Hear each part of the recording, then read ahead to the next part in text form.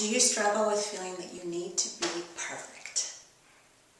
Hi, it's Dr. Mary, and today's viewer question comes from Rachel. And Rachel says that even though she knows that her boyfriend doesn't expect her to be perfect, she's afraid to speak her truth with him because she fears what might happen if he figures out she's not perfect. Here's the deal, Rachel. You're perfectly imperfect just as you are. Translation, nobody's perfect. He loves you for you. He's not waiting for you to be perfect. But he can't love you if you don't let him in. Now, I know we've talked about having walls around us before and really that being about protecting your heart. But in this case, you gotta drop the walls and let him get to know and love the real you. He loves you for who you are. He's not going to leave you because you misspoke. And if he does, he's not the right man for you anyway. So back to your question. How do you get over this idea that you have to be perfect so you can actually get out of your own way and speak your truth? So I want to talk to you about my 7 steps to really healing that feeling that you have to be absolutely perfect at everything or do nothing, right? Because it sounds like you're really in a place where you're stuck because you feel like if it's not perfect, you don't want to speak or do or whatever it is that you're trying to do, and so you're just kind of stuck. So the first thing I want you to do is really take a deep dive and figure out, where are you stuck? Where's the not enoughness coming up? Where do you feel like you're broken or need fixing? First of all, let's put right out there, like, you're not broken, you do not need fixing. But right now you may not feel that way. So where do you feel like you have areas in your life that are not perfect, to use your words, right? So where do you feel like the main struggles are? Is it everywhere? Do you struggle with perfection in every area of your life? Or is it only in your romantic relationships? So really take a deep dive and ask yourself that question. Where are these issues cropping up for me? Where do I feel that I'm not enough, that I need fixing, that I need to, get out of my own way, that I'm broken, whatever? Where are those issues coming up? So that's step number 1. Step number 2, I want you to experiment with learning to let go. Perfectionism is about control. And if you feel like you have to control everything, then nothing actually is going to be in your control. It never really is. Control is an illusion anyway. It's all about just being the best you and putting the best version of you out there. So I want you to start to experiment with letting go of control. What if you let a little bit of you slip out? What would happen? Let's find out. What if you took off that mask? What if you started to chip down that wall that you've built around your heart? Start to let go of that need to control. Yes, it's going to be scary. I'm with you. It's going to be okay. Just experiment. Baby steps. I'm not asking you to dismantle the whole wall. One brick at a time, okay? Just start to explore and play. Step number 3, let's break some old patterns.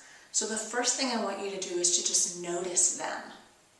So and you're already doing that, it sounds like. So when this crops up and you have a moment where you're like, wow, I really wasn't speaking my truth there because I was afraid of what my boyfriend would say if he thought I wasn't perfect, okay?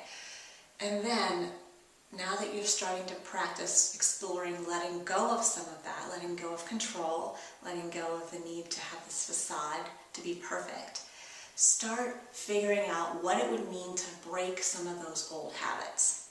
They don't feel good, right? They call them comfort zones, but they're highly overrated because they're really not all that comfortable. They're just familiar, right?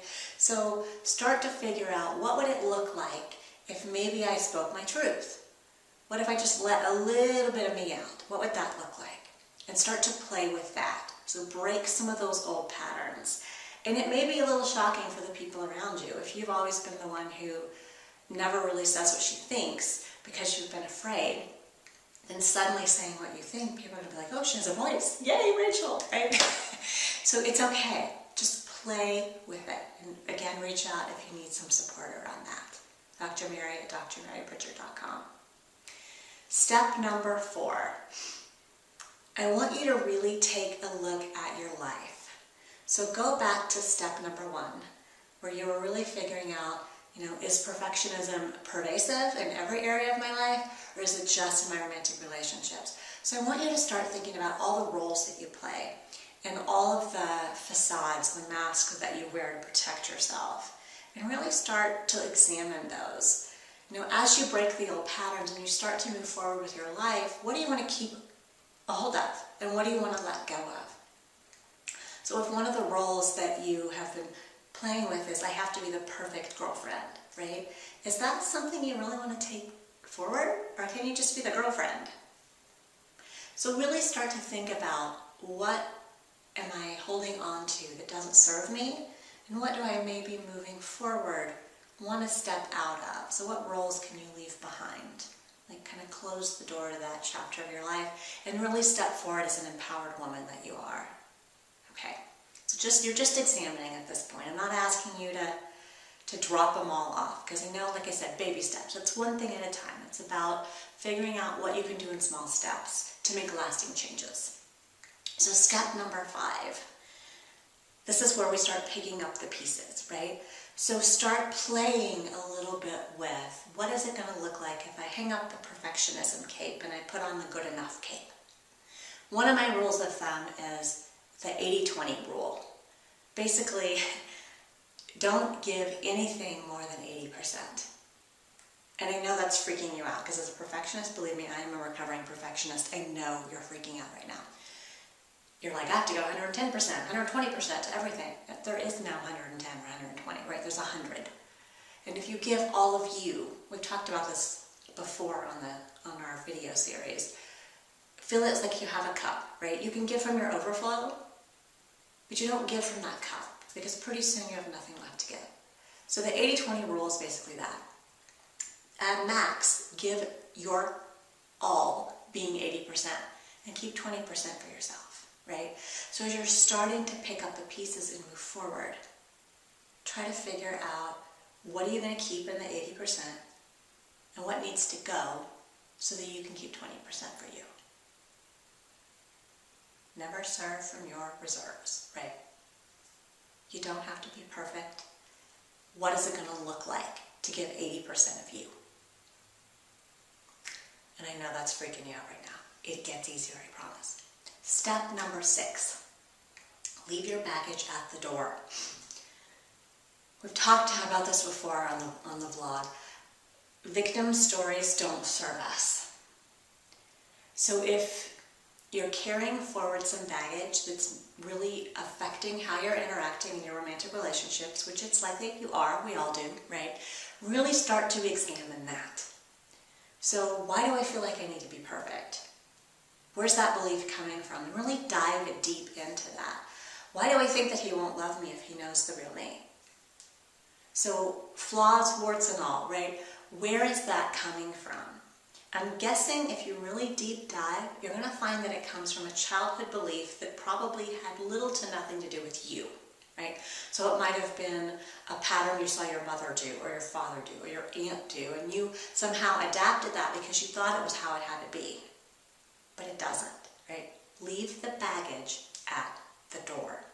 Heal, do the work that you need to, and if you need one-on-one coaching, again, reach out to me, Dr. Mary at drmarypritchard.com. We can talk about how to do that. Leave the baggage at the door and figure out, what do you want to do to move forward? Heal those old stories so you can be at peace and step forward as the empowered woman that you are. Okay, step 7, last step. Learning to love you again. As a perfectionist, I know that you struggle with this, because I struggled with it for 40 years. It's very difficult to love yourself when you feel like you're not perfect and that you have to be. So I want to challenge you, and this is step 7 for a reason, because it's the hardest one. I want to challenge you as you heal, as you work through this, begin to love and accept yourself for who you are. Baby steps. You got this, Rach. You can totally do this, I promise. It's Dr. Mary, from my heart to yours. You are perfect just as you are.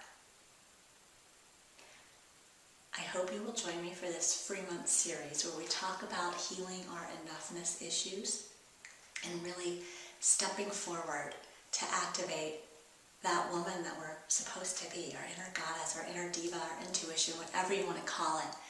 If you're ready to let down the perfectionism cape, I invite anyone who's watching to join us. drmarypritchard.com/activate will get you signed up for this month's free calls and really help you get on the road to healing.